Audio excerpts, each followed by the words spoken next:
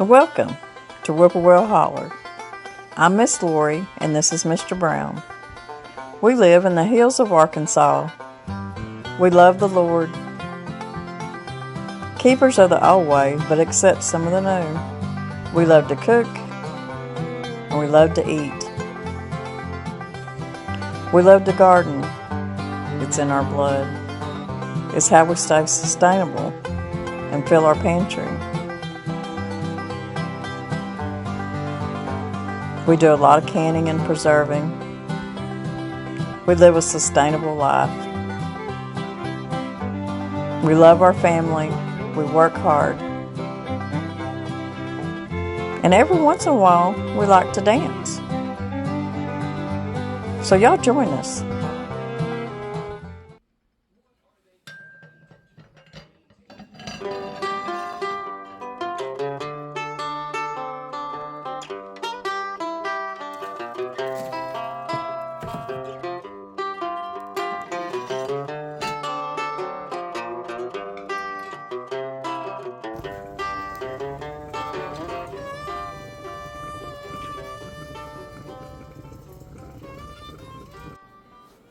We've got a few grandkids that spent the night with us last night, and they're wanting some biscuits and gravy. So Nanny's going to get up, and we're going to make us some cathead biscuits. Easy. We got 2 cups of self-rising flour. I've got half a cup of lard. You can use shortening if you want, and I've got half a cup of butter. And all you're going to do is just cut that into your self-rising flour. And then I've got 3/4 cup of buttermilk. These are one of the easiest biscuits there is to make. You just mix them up in a bowl. A lot of people call them drop biscuits. We always call them cathead biscuits. The story goes that somebody walked into somewhere that somebody had made some drop biscuits and said, them biscuits are as big as a cat head. Well, I don't make mine that big, but my kids have always loved when I made cat head biscuits or drop biscuits. I don't know why. I don't know why they love them better than just regular raw biscuits, but they do. So it's just one of them special things. And it's just easier to make. You can whip them up pretty easy and get them in the oven, and they're done pretty quick. So we're just going to mix them up good. We're not even going to knead them or anything else. You just want to get your flour and your butter and your shortening mixed up really good, and make sure that you got enough buttermilk in there. Now, if you don't have buttermilk or you don't even want to mess with making any with vinegar and your milk, just pour you some regular milk in there. It really doesn't matter, just as long as you get it mixed up really good. I've got the oven heated to 400. I've got my flat iron skillet, cast iron skillet over here, and I've got it greased real good with some bacon grease. Now you can make these as big as you want, but just remember, they're going to rise and they're going to spread. I don't feel like the consistency is just where I want it, so I'm going to pour just a little bit more milk in there. You don't want them real thick because you'll have a dense biscuit, but you just want them just a little loose. Just like that. So that's looking better. I'll probably drop mine by, I'll use a tablespoon, and we'll measure them out that way. But these are some of the easiest biscuits you'll ever make. I do have a video making 2-ingredient biscuits with self-rising flour and heavy cream. So we're just going to pull out about that much, about the size of a golf ball maybe, and just put them on your pan. And like I said, make them as big as you want. It really doesn't matter. These biscuits turn out good every time. You can't hardly mess them up.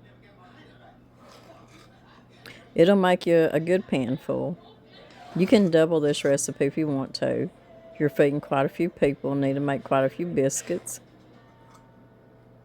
They cook up really good. This is the best biscuit to eat with gravy, I'm telling you.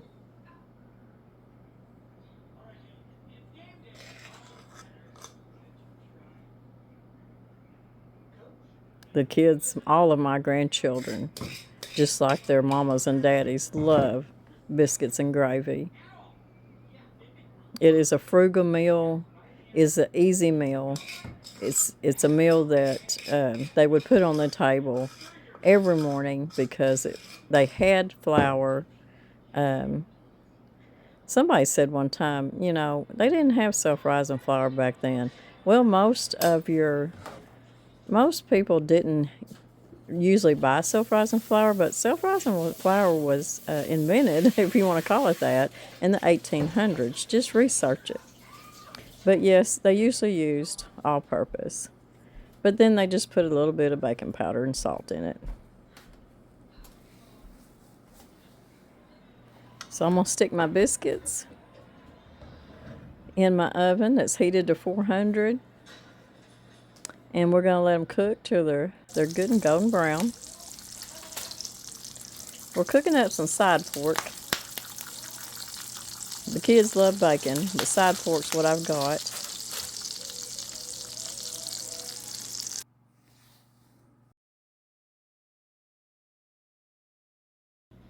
Okay, now we got our side pork done, so now we're going to make us some good old sawmill gravy. Now I am going to be using a little bit of milk in this gravy, but used to. I do have about 2 tablespoons of bacon grease left in there. And I'm going to put probably just 1 good tablespoon of butter in here.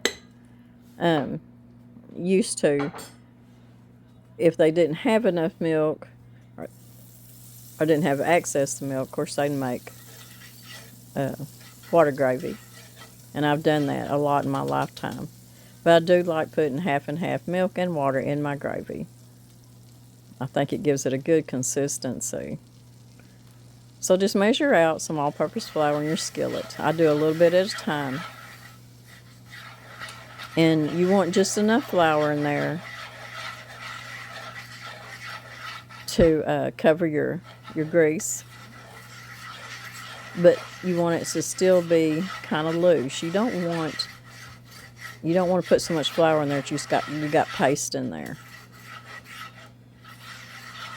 So you just stir and add a little bit and stir and add a little bit till it gets right.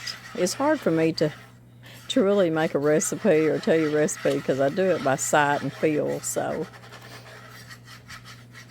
and I do like to cook my flour for a few minutes because if you don't, you'll just have gravy that tastes like raw flour. And I do like to brown it just a little bit too. So we're going to let this cook for just a couple minutes. Don't let it burn or anything like that. This is my favorite gravy to make after frying chicken too. It's got all them good pieces of brown goodness in the bottom of the skillet. But if there's one thing I know, all I got to do is make biscuits and gravy, and everybody's going to sit down at the table and they're going to eat till they're full. So I'm going to add just a little bit of organic milk, whole milk. We drink whole milk here. Sometimes I do have fresh milk. Right now I've just got organic. I'm going to add some pepper. We like lots of pepper in our gravy. I don't want to put too much since the grandkids are going to be eating it. And then of course you want a little bit of salt. I don't put too much salt because the salt pork had salt on it, and kind of makes your drippings kind of salty too. I can feel and I can tell that it needs a little bit more milk. So cook this over a medium-low heat and always continue to stir it good.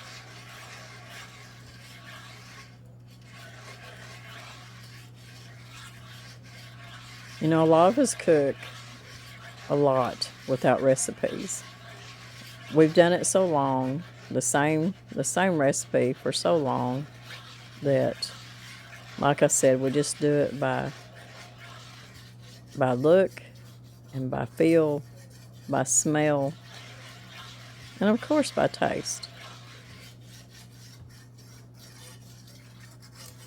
So you just want to keep stirring and just keep watching it.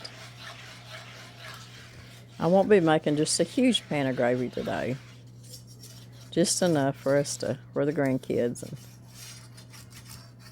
everybody to have plenty. It's just 4 of us here this morning. So I'm going to leave it at this. And if it seems like I need just a little bit more liquid, I'm going to add water instead of milk to it.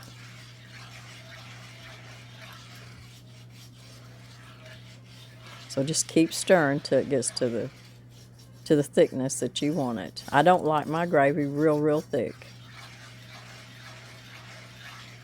especially when I'm putting it over a biscuit. Put a little bit more pepper on it.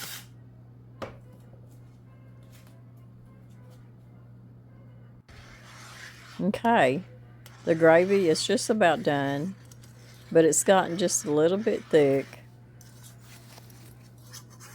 So what you can do is just add you just a little bit of water to it if necessary. But it's looking good.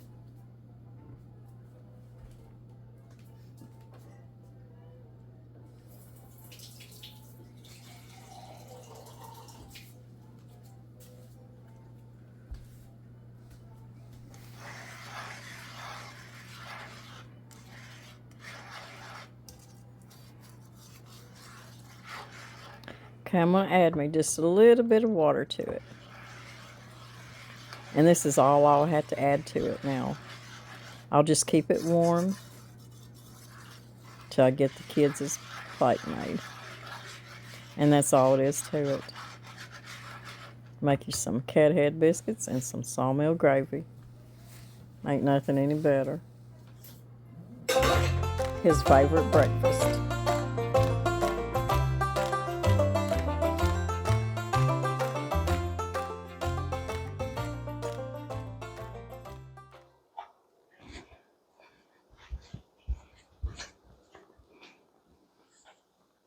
Now, I'm really excited about this because I haven't had one of these desserts probably in over a year or so. And it just is one of my favorites. I've got a stick of butter here. And it's just at room temperature. And now if you want to melt your butter, it works that way too. But this is just a soft room temperature butter that I kindly stirred up earlier. And all you're going to need is a cup of all-purpose flour. And you're just making a simple crust here that you will just pat down inside your 9 by 13 baking dish. I've got a half a cup of chopped pecans that I'm going to put in there. And I've got 2 tablespoons of sugar. Now, there's not any kind of liquid in this.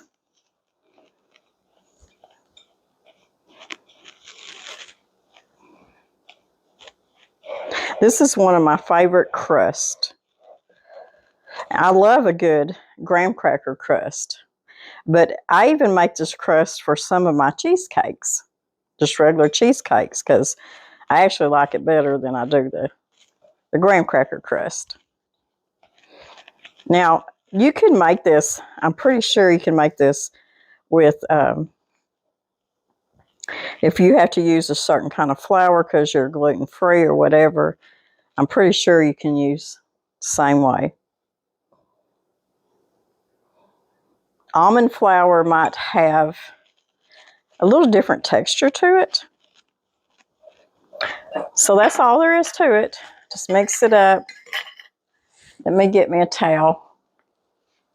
And I've got a 9 by 13 baking dish here. This is a dish that I found at a flea market, and it is it measures out kind of odd, but up here the measurements are 9 by 13, and it does kind of, you know, go a little bit smaller down by you get to the bottom, but not much. But I do love this dish, and I use it all the time. And I did spray the bottom with just a little bit of olive oil.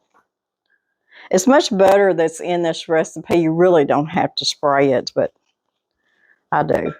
So all you got to do is just put your crust in the bottom. I know a lot of y'all have made this crust, and y'all love it as much as I do.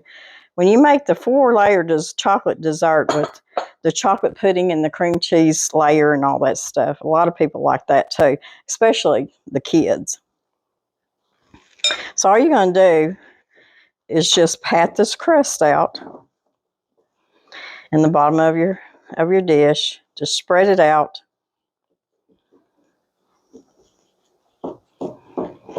Till it covers the bottom of your baking dish. I hope y'all have had a really nice weekend.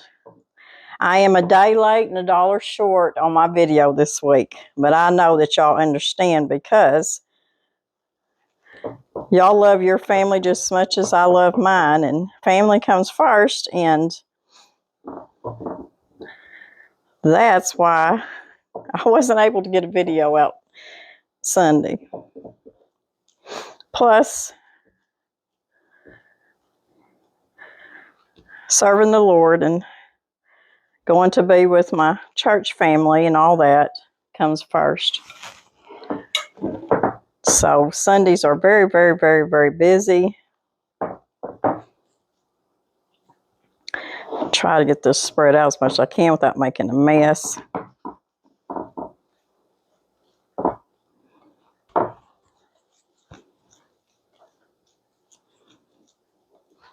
You just want to get it as even as possible. It might stick to your fingers a little bit. You can use the bottom end of your measuring cup to kind of spread it out too. That's what I usually do.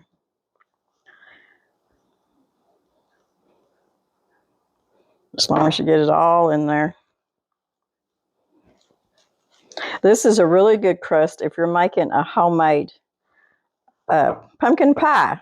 You know, we all get used to making the traditional crust for our desserts. But this crust paired with your pumpkin pie recipe is delicious. So try it sometime.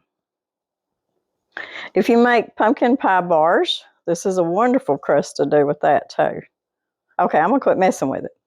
So there we go. There's our bottom crust. It's going to go in a 350 oven for about, I'm going to have to watch it, my oven. I'm going to watch it. I'm going to give it about 5 minutes because all you want, it's not going to take long. You just want it to be kind of golden brown on top. You know, it's thin. It's a thin crust. So it's not going to take very long. But I know that all of our ovens vary. And so I'll be checking mine in about 5 minutes. See what it looks like. You can use all different kinds of pie fillings for this. I'm going to be doing the blueberry because it's one of my favorites, and I haven't had it in a while. But you can use your homemade pie filling. You can buy it from the store. If you've got fresh berries in the freezer, you can whip you up some pie filling real quick on top of the stove the day before you want to make your pie, and that way it'll cool down, and you can put it in the refrigerator and let it thicken up and everything. It'll be good to go. Now, I have made this before, and I think it was for Easter, because usually when I make this recipe, it's always around the Easter potluck. So I done half blueberry and half cherry, because some people don't like cherry and some people don't like blueberries. And it looks really pretty too. I've done like half cherry and half apple pie filling.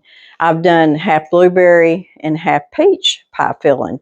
And all of them are delicious because I love all them different kinds. I even have some homemade blackberry pie filling, and I done blackberry and cherry, I believe it was. I think I'd done that for 4th of July potluck one time. and it looked really pretty too. So there's just different variations. You can do all the same kind of pie filling, or just do half and half to make everybody happy.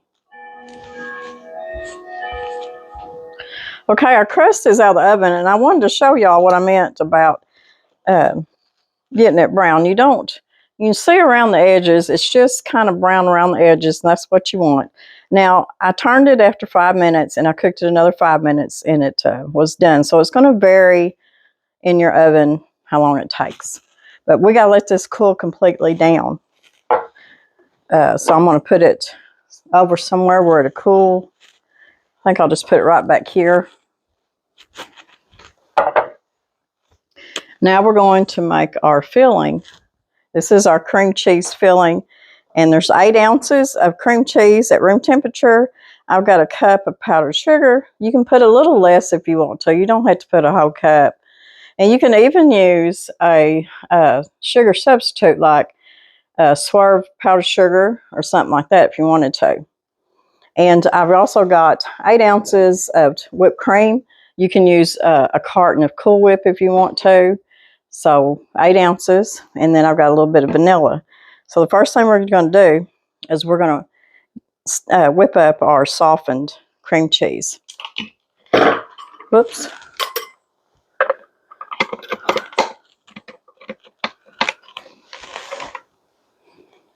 Now I'm going to add my powdered sugar.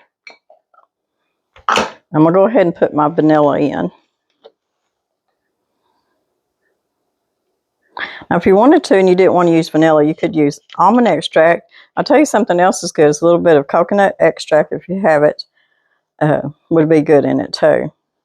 It won't really taste like coconut. It just has that really good, I don't know, sweet taste to it.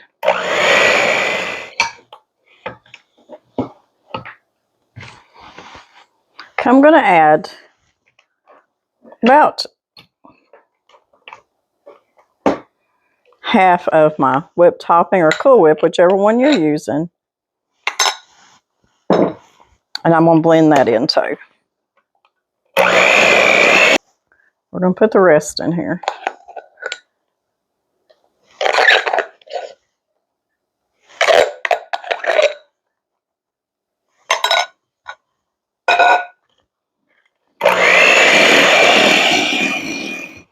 Okay, our filling is done. So all we got to do is just wait till our crust is good and cool. Don't make the mistake of putting this on even a warm crust.